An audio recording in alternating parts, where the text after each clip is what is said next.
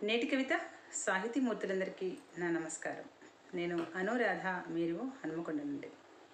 నేటి కవిత నాకు నచ్చిన కవితాంశానికి మీకు స్వాగతం, సుస్వాగతం. నేటి కవిత అంతర్జాల సమూహంలో సోమవారం నుండి శనివారం వరకు వచ్చే అనేక అంశాల ఆధారంగా వచ్చిన కవితలలో తమకు నచ్చిన కవితని ఎంపిక చేసుకొని తమకు నచ్చిన పదబంధనాలతో సమీక్ష పంపే ఈ యొక్క అంశమే నాకు నచ్చిన కవిత. మరి ఈ యొక్క అద్వితీయమైన అంశాన్ని మనకు పరిచయం చేసిన గురువర్యులు పూజ్యులు శ్రీ దాసం సేనాధిపతి గారికి, అలాగే ఆదరణీయులు వ్యవస్థాపకులు శ్రీదాసం లక్ష్మయ్య గారికి నమస్సుమాంజలి తెలియజేస్తూ, మనకు పోయిన వారం వచ్చిన సమీక్షలు ఏంటో ఇప్పుడే చూసేద్దాం. మొట్టమొదటగా మనకు వచ్చిన సమీక్ష దండు ఆంజనేయరాజు గారిది. వారు మాధవధార విశాఖపట్నం నుంచి మనకి సమీక్షని అందజేశారు. ముందుగా వారం వారం ఎంత ఓపికతో వారి యొక్క మధురేశ్వరంతో క్రమం తప్పకుండా అందిస్తున్న నాకు నచ్చిన కవిత వేదిక నిర్వాహకురాలు శ్రీమతి అనురాధ మెరుగు మేడం గారికి నమస్కారములతో, నాకు నచ్చిన కవిత రూపశిల్పులైన గురువుగారు శ్రీ దాస్యం సేనాధిపతి గారికి, అడ్మిన్ గారైన శ్రీదాస్యం లక్ష్మయ్య గారికి సహృదయపూర్వక నమస్కారములు. ఈ వారం నాకు నచ్చిన కవిత 2వ తేదీ ఫిబ్రవరి 2వ తేదీ నాటి శ్రీ కట్టెకోల చిననరసయ్య గారి అంశం. రాబోయే బడ్జెట్ ఎవరికి ప్రయోజనకారి అనే చిననరసయ్య గారి ఆ కవిత శీర్షిక పెట్టుబడుల కట్టుబాటు. ముందుగా అంటారు చిననరసయ్య గారు, అగ్రరాజ్యం ఆధిపత్యంలో బక్క చిక్కుతున్న రూపాయి, తులసి వనంలో కలుపు మొక్కల బలిపెక్కుతున్న డాలర్ రూపాయి, పేరుకు ప్రజల రాజ్యం, పెత్తందారులదే భోజ్యం అన్నట్లుగా మన బడ్జెట్లో చిననరసయ్య గారు అన్నట్లు బక్క చిక్కుతున్న మన రూపాయి బలుపెక్కుతున్న డాలర్ కాస్త రుబాబుగానే మారుతున్నది.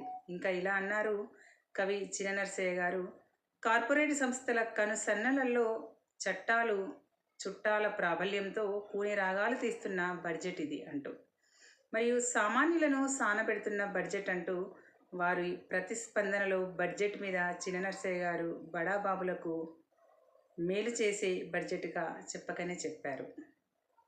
చివరిగా వారి యొక్క కవితలో ఇలా అంటారు కవి నరసయ్య గారు, రెక్కాడితే గాని డొక్కాడని జనాల ఆరోగ్యానికి అనారోగ్యమైన బడ్జెట్ అంటూ, సర్కారు విద్యను ఉరేస్తున్న ఉచితానుచితాలు అంటూ, మరియు రైతే రాజు అంటూ పోకిరి పొగడ్తలతో గిట్టుబాటు ధరకు కట్టుబడనిది బడ్జెట్ అంటూ కవి శ్రీ చిననరసయ్య గారు వారి ప్రతిస్పందన కవితలో చెప్పారు.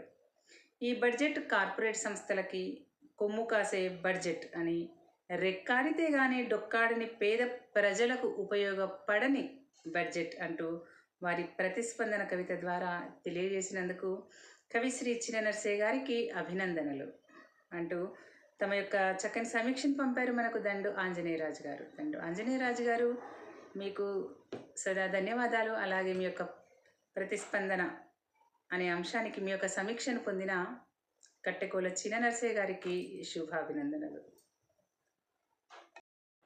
అలాగే ఈ వారం మనకు వచ్చిన మరొక సమీక్ష అభినందన అభిప్రాయ మాలిక డాక్టర్ మామిడాల శైలజ గారిది. డాక్టర్ మామిడాల శైలజ గారికి నచ్చిన కవిత శ్రీ గజవెల్లి శ్రీనివాసాచారి గారిది. వారి యొక్క శీర్షిక నేనొక నిశ్శబ్దాన్ని. ఫిబ్రవరి 5వ తారీఖున వచ్చిన ఈ కవితకు డాక్టర్ మామిడాల శైలజ గారు సమీక్ష అభినందన అభిప్రాయ మాలికని మనకు పంపారు. నేనొక నిశ్శబ్దాన్ని కవిత ఒక వ్యక్తిగత వేదన కాదు, అది మన సమాజంలో అనేక మహిళల మౌన జీవితానికి ప్రతీక. గజవెల్లి శ్రీనివాసాచారి గారు ఇక్కడ నిశ్శబ్దాన్ని ఒక భావంగా కాక ఒక జీవితంలాగా నిలబెట్టారు. అవును, నేనొక నిశ్శబ్దాన్ని అని మొదటి లైనే పాఠకుణ్ణి వెంటనే కవిత లోపలికి లాగుతుంది. నేనొక నిశ్శబ్దాన్ని కవిత చదువుతుంటే ఇది ఒక వ్యక్తి మాటలా అనిపించదు. ఎన్నో ఇళ్లలో, ఎన్నో జీవితాల్లోని మౌన వేదనగా అనిపిస్తుంది. అవును, నేనొక నిశ్శబ్దాన్ని, ఈ ఒక్క లైన్తోనే కవి మనల్ని ఆ బాధలోకి తీసుకెళ్తారు. ఇది మౌనాన్ని ప్రేమించిన మనిషి మాట కాదు, మాట్లాడే హక్కు లాక్కొనబడిన ఆత్మస్వరం.